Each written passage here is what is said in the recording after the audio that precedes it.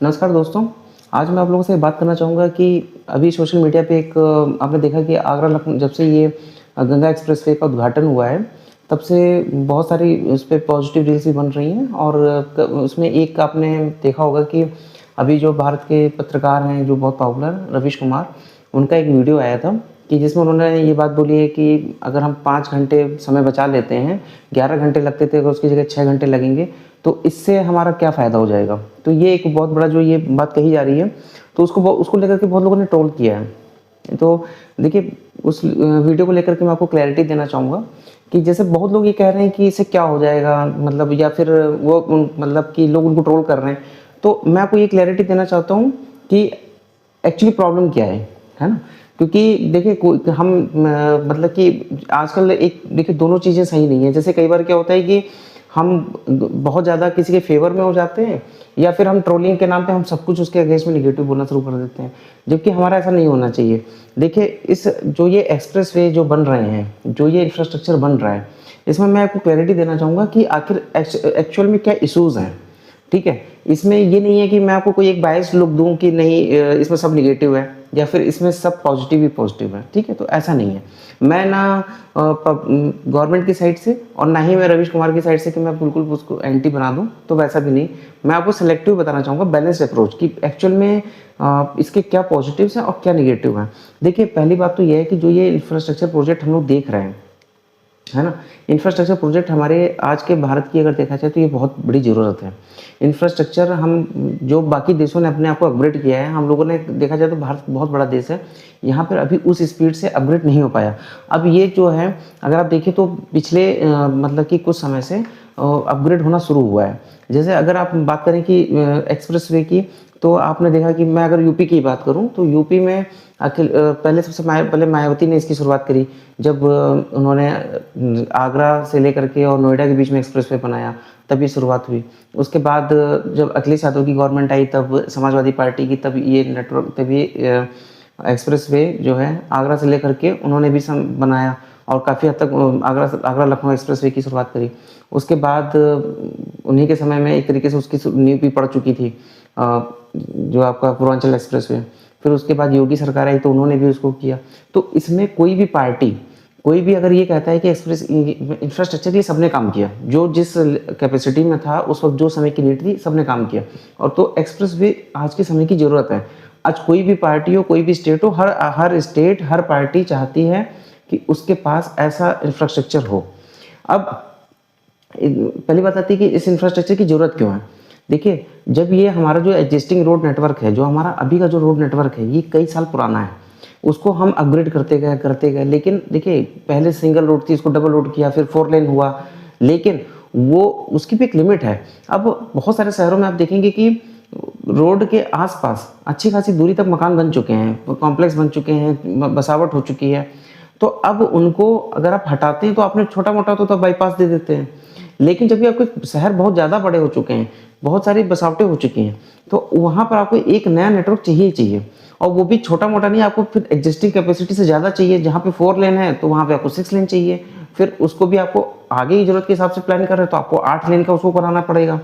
तो ऐसे में भारत सरकार या राज्य सरकारों की जो मंशा है वो ये है कि आपको हाईवेज तो बनाने ही पड़ेंगे।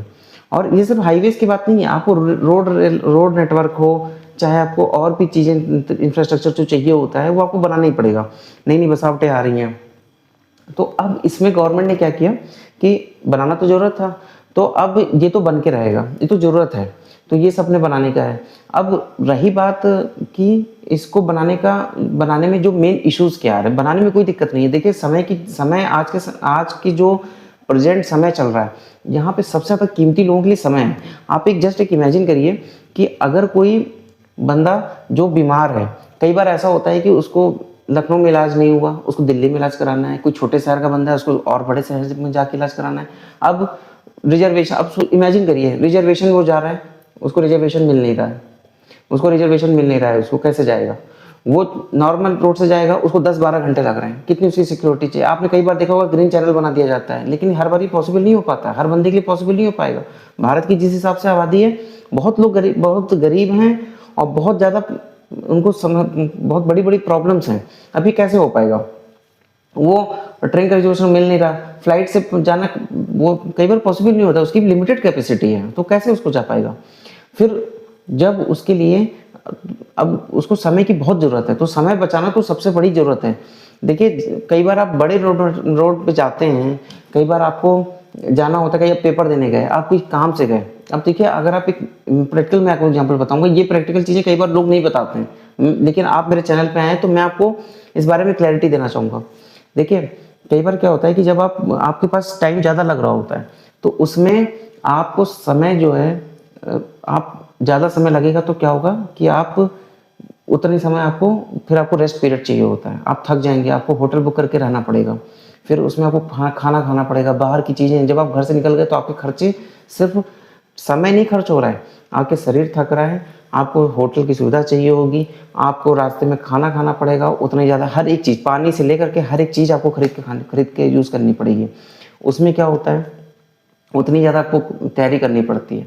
फिर लेकिन जब आपके पास समय बचता है तो आप, हो सकता है कि आप आज रात को चलें, सुबह पहुंच गए और वहाँ पे अपना काम निपटाया और ओवरनाइट जर्नी करके आपको फिर आ गए, आपने उसमें आपके पास बहुत सारे ऑप्शंस बढ़ जाते हैं। तो देखिए गवर्नमेंट ने आपको, मैं कोई प्रो गवर्नमेंट या प्रो एंटी गवर्नमेंट होकर के नहीं बताऊंगा, मैं आपको सिर्फ एक्चुअल प्रैक्टिकल चीज़ें बताऊंगा।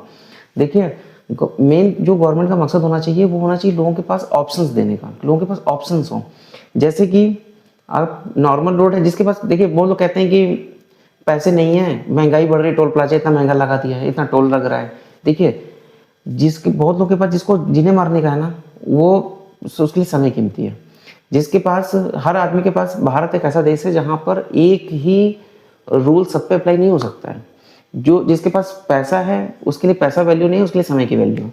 जो नॉर्मल बंदा है वो कहता है कि मेरे पास पैसा तो नॉर्मल है लेकिन इसमें कुछ कुछ समय मेरा बच जाए तो अच्छा है। जो गरीब इंसान है वो कहता है कि मेरा पहुंचना एक मकसद है। आपने ट्रेन में देखा होगा, ट्रेन में लोग बाथरूम में बैठ के जा रहे हैं, जहाँ पे बहुत हैवी क्राउड है वहां पे आदमी टीटी को 150 रुपये दे के बाथरूम के बगल में सो के जा रहा है, रास्ते पे जमीन पे सो रहा है बेचारा, वैसे वो जा रहा है। अब ऐसे में उसको मान लीजिए अगर उसको नेटवर्क, नए रोडें बन रही हैं, उसमें अगर उसको मिल जाती है तो ये तो सुविधा अच्छी है ना, इसमें क्या दिक्कत है।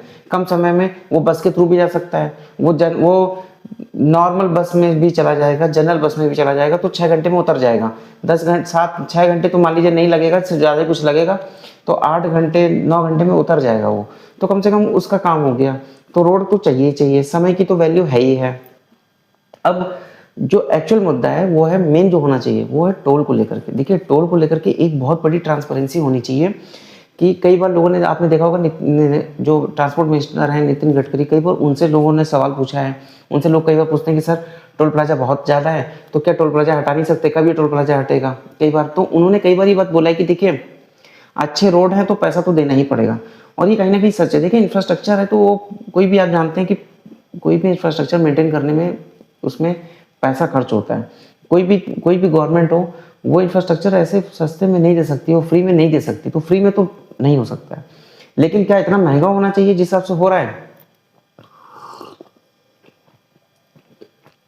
तो इसमें मैं एक बात आपसे बताना चाहूँगा, इसको लेकर के एक ज़रूरत है कि एक ट्रांसपेरेंट व्यवस्था हो, एक कि एक्चुअल में कॉस्टिंग हो कि भाई क्या ये जो टोल प्लाजा वसूला जा रहा है क्या वो एक्चुअल में इतना, मतलब टोल वसूल रहे हैं, क्या वो जस्टिफाइड है। क्योंकि देखिए ट्रैफिक, जब ये कई सारे ऐसे मुद्दे होते हैं कि आपने देखा होगा टोल प्लाजा जो है जब वो बनाया गया, जब वो चालू किया गया, उस समय ट्रैफिक कम था या नॉर्मल ट्रैफिक, लेकिन समय के साथ वो एक लीनियर ग्रोथ नहीं होती है ट्रैफिक में, वो कई बार मल्टीपल्स में ग्रोथ होती है। कि आप ये नहीं सोच सकते कि आज 1 लाख है तो अगले साल 1,10,000 हो गई, फिर 1,20,000 हो गई, फिर 1,30,000 हो गई, ऐसा नहीं होता। कई बार क्या होता है कि मल्टीपल ग्रोथ होती है, तो ये कहीं का भी पैटर्न होता है, तो किसी भी सब जगह का यही पैटर्न है। आज 1 लाख है तो हो सकता है कि अगले साल 1,20,000 हो गई, फिर हो सकता है 1,40,50,000 हो गई, फिर पता चला 3 साल में 3 लाख हो गई। तो ऐसा भी कई बार होता है।